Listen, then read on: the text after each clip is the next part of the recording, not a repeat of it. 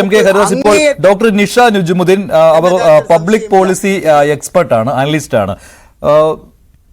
Doctor Nisha, ഇപ്പോൾ ബോബി ചെമ്മണ്ണൂരിന് കുറച്ച് ദിവസങ്ങളെങ്കിലും ജയിലിൽ കിടക്കേണ്ടി വന്നു. ഇന്ന് രാത്രി കൂടി ജയിലിൽ കഴിച്ചു കൂട്ടേണ്ടി വരും. പക്ഷേ ഈ ബോബി ചെമ്മണ്ണൂർ പുറത്തിറങ്ങുമ്പോൾ വലിയ സ്വീകരണം ഒരുങ്ങുകയാണ്. ഇപ്പോൾ ജയിലിന് പുറത്തെ ദൃശ്യങ്ങൾ അതാണ് സൂചിപ്പിച്ചത്. അനുകൂലിക്കുന്നുണ്ടോ താങ്കൾ ഇത്തരത്തിൽ ബോബിക്ക് നൽകുന്ന സ്വീകരണത്തെ? ഇത് വലിയ കോൺട്രവേഴ്ഷ്യൽ ഇഷ്യൂ തന്നെയാണ്. ബോബി ചെമ്മണ്ണൂർ ജാമ്യം കിട്ടി, ശരി.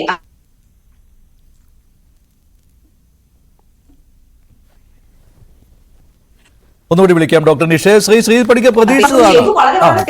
ശരി, നിഷ പറഞ്ഞോളൂ. പറഞ്ഞോളൂ, കേൾക്കാം. കേൾക്കാം.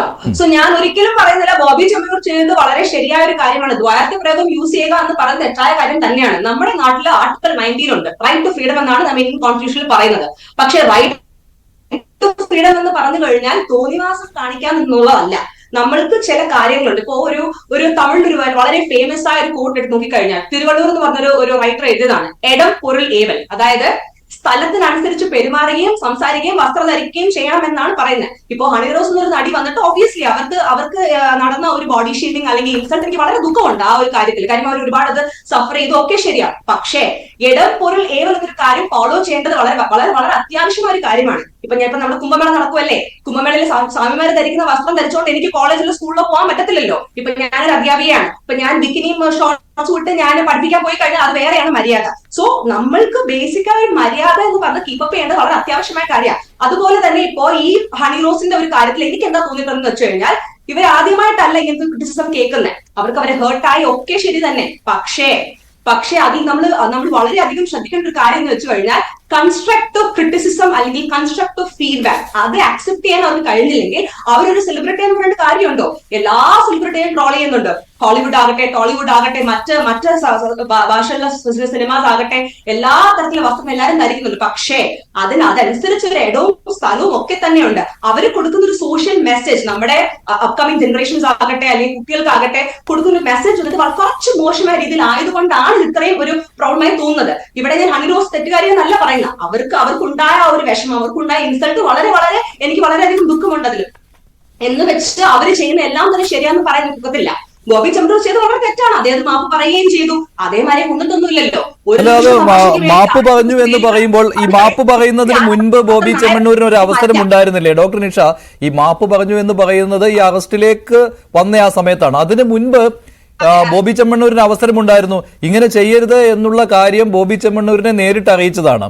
ബോബി ചെമ്മണ്ണൂരിന്റെ കോർഡിനേറ്ററെ വിളിച്ച് ഹണി റോസിന്റെ അമ്മ തന്നെ പറഞ്ഞതാണ്. എന്നിട്ടും ബോബി ചെമ്മണ്ണൂർ ഈ ഒരു അധിക്ഷേപ ശരങ്ങൾ തുടരുകയായിരുന്നു. അപ്പോൾ പിന്നെ അവർ എന്ത് ചെയ്യണം? ഞാനൊന്ന് ചോദിക്കട്ടെ, ഈ നമ്മള് ഹണി റോസ് ആട്ടെ ബോബി ചെമ്മണ്ണൂർ ആട്ടെ, അവരാരും സെയിന്റ് ഒന്നും അല്ല, അവരെ മദർ തെരേസയും ഗാന്ധിജി ഒന്നും അല്ല. എല്ലാ മനുഷ്യർക്കും ദേഷ്യവും സങ്കടവും വികാരങ്ങളും എല്ലാം തന്നെയുണ്ട്. അവരുടെ ആ സിറ്റുവേഷൻ അനുസരിച്ച് അവർ ബിഹേവ് ചെയ്യും. അപ്പോൾ ഈ ഒരു സിറ്റുവേഷൻ വന്നപ്പോൾ അദ്ദേഹം താൻ ചെയ്ത് തെറ്റ് മനസ്സിലാക്കി.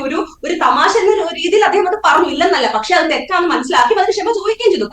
പക്ഷെ അത് വളരെയധികം ഊതിപ്പെരിപ്പിക്കുക മാത്രമല്ല, ഇതൊരു പബ്ലിസിറ്റി സ്റ്റണ്ട് അല്ല. ഇപ്പൊ ഹണി റോസ് വന്നിട്ട് നിലവിലെ ഞാൻ അവരൊരു നല്ല നടിയാണ്, പക്ഷേ തനിക്ക് ഇതിലൂടെ ഒരു പബ്ലിസിറ്റി സ്റ്റണ്ട് കിട്ടുകയും തനിക്ക് ഇനി ഇതിൽ കൂടുതൽ പടങ്ങൾ കിട്ടുകയും എന്നൊരു ലെവലിലേക്ക് കൂടി അവരുടെ PR തന്നെ വളച്ചൊടിക്കുകയാണെന്ന് ഞാൻ പറയത്തുള്ളൂ. അവർ ഒത്തിരി വേറെ അന്യഭാഷ സിനിമകളിൽ അഭിനയിച്ചിട്ടുള്ള സ്ത്രീ തന്നെയാണ്. എങ്കിൽ പോലും ഈ ഒരു പർട്ടിക്കുലർ കോൺട്രവേഴ്സി കൊണ്ട് അവരുടെ പോപ്പുലാരിറ്റി ഒന്നുകൂടി ഇൻക്രീസ് ആവുകയും അതുപോലെ തന്നെ അവർ അതിൽ മനസ്സിലാക്കേണ്ട കാര്യം എന്താണ്, നമുക്ക് ഇതൊക്കെ നടന്നു, എന്നാൽ ഞാൻ ഒരു തെറ്റുകാരിയാണ്.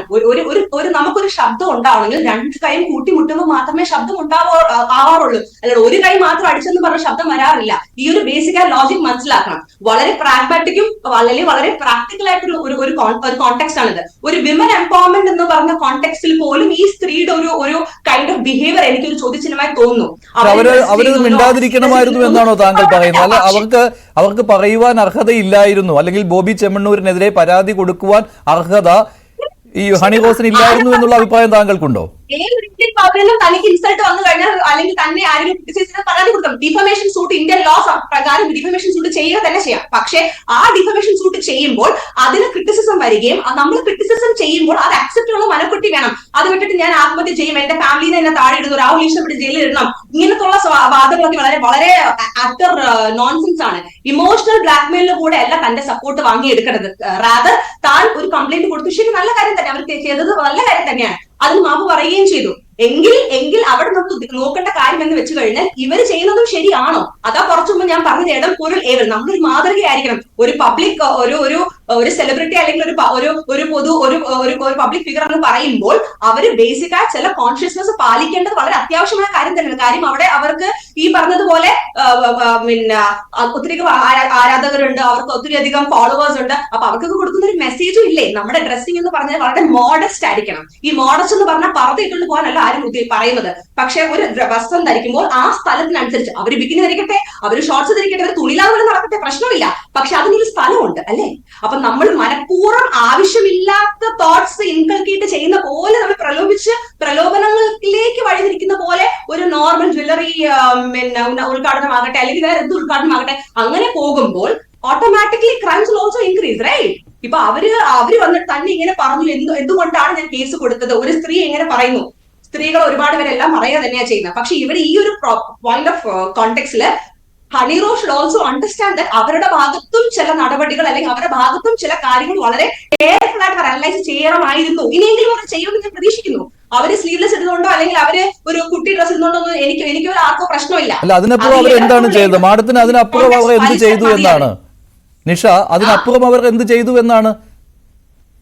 ഇവരൊരു പബ്ലിസിറ്റി കണ്ടല്ലേ ചെയ്യുന്നത്. ആക്ച്വലി ഇത്രയും പബ്ലിസിറ്റി, ഇത്രയും കോൺട്രവേഴ്സി വരുമ്പോൾ ഞാൻ ചോദിക്കട്ടെ, ഈ ലോകത്ത് വേറെ നടിമാരില്ലേ? ഈ ലോകത്ത് ആരും ഉദ്ഘാടനത്തിന് പോകുന്നില്ലേ? അല്ലെങ്കിൽ കോൺട്രവേഴ്സീസ് ഉണ്ടാക്കുന്നില്ലേ? ഇവർക്ക് മാത്രം എന്താണ് ഇത്ര ഒരു പ്രോബ്ലം വരാൻ കാര്യം? അപ്പൊ അത് ശരി, അതൊരു ബിസിനസ് പൊതു ഇടത്തിൽ അവരെ അപമാനിച്ചതല്ലേ ബോബി ചെമ്മണ്ണൂർ? അല്ല, അങ്ങനെ അപമാനം ഉണ്ടായത് കൊണ്ടല്ലേ അവർ പ്രതികരിക്കേണ്ടി വന്നത്, അവർക്ക് പ്രതികരിക്കേണ്ടി വന്നത്? അത് ഒരു തവണയല്ല. അല്ല, പിന്തുടരുക വരെ ചെയ്തു. ബോബി ചെമ്മണ്ണൂർ പിന്തുടരുക വരെ ചെയ്തു അവരെ. അതായത് ഒരു തവണയല്ല അപമാനിച്ചത്, അവർ മറ്റൊരു ചടങ്ങിൽ കയറി വരുന്നു, ഇങ്ങനെ പലതും സംഭവിച്ചു.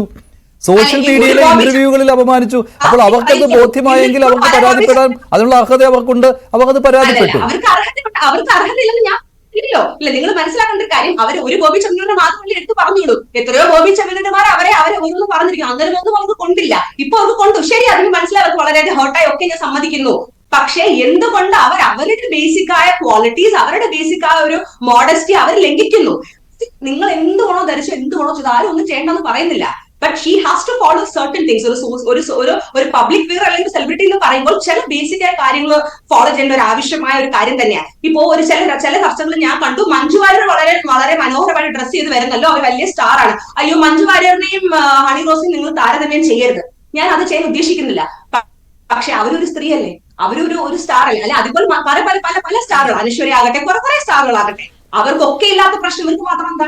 വളരെ മോശമായിട്ടാണ് അവരെ ചിത്രീകരിക്കുന്നത്. എനിക്ക് മനസ്സിലായി. അവരുടെ ഒരു ഫേസ്ബുക്ക് പോസ്റ്റ് അവരെ മോശമായിട്ട് ചിത്രീകരിക്കുന്നത് കൊണ്ട് കൂടിയല്ലേ ഡോക്ടർ നിഷ? അവരെ മോശമായി ചിത്രീകരിക്കുന്നത് കൂടിയല്ലേ? അവരുടെ ഫോട്ടോ പല ആംഗിളുകളിൽ നിന്ന് എടുത്ത് അവരെ മോശമായി ചിത്രീകരിക്കുന്നത് കൂടി ഉണ്ടല്ലോ. അതിനെ ഞാൻ കുറച്ചു പറഞ്ഞത്, അതായത് അവസരം കൊടുത്തിട്ടല്ലേ അവർ ചെയ്യുന്നത്. അപ്പൊ ശരി, അവർക്ക് നല്ല വൃത്തിക്ക് അറിയാം, അവർക്ക് നല്ല വളരെ ബോധവതിയാണ് അവര്. തന്റെ ഫോട്ടോ, തന്റെ ഓരോ ഭാഗങ്ങളും, തന്റെ പ്രദർശിക്കാൻ പാടില്ലാത്ത ഭാഗങ്ങൾ വളരെ വൾഗറായിട്ടും ലൈംഗികമായിട്ടും ആളുകൾ പ്രദർശിപ്പിക്കുന്ന അറിഞ്ഞുകൊണ്ട് തന്നെ വീണ്ടും അടുത്തടുത്ത ഇനോഗ്രേഷൻ അല്ലെങ്കിൽ മറ്റു പരിപാടികൾ അങ്ങനെ പോകേണ്ട ആവശ്യം എന്താ? ശരി, അവർക്ക് പോകണ്ടെന്ന് ഞാൻ പറയുന്നില്ലേ, she can go, nobody is stopping anybody to go. പക്ഷേ അപ്പോ ഇങ്ങനെയുള്ള കാര്യങ്ങൾ അക്സെപ്റ്റ് ചെയ്യാനുള്ള ഒരു മനക്കെട്ടി ഉണ്ടായിരിക്കണം. അവരുടെ മെന്റൽ ഹെൽത്തിൽ അവർ കുറച്ചും കൂടി കാര്യമായിട്ട് എടുക്കുകയും അത് അവർ കുറച്ചുകൂടി വർക്ക് ചെയ്യും. ശരി, ശ്രീ പണിക്കർ, അവരുടെ മെന്റൽ ഹെൽത്തിനെ കുറിച്ച് കൂടിയാണ് ഡോക്ടർ നിഷ സംസാരിക്കുന്നത്.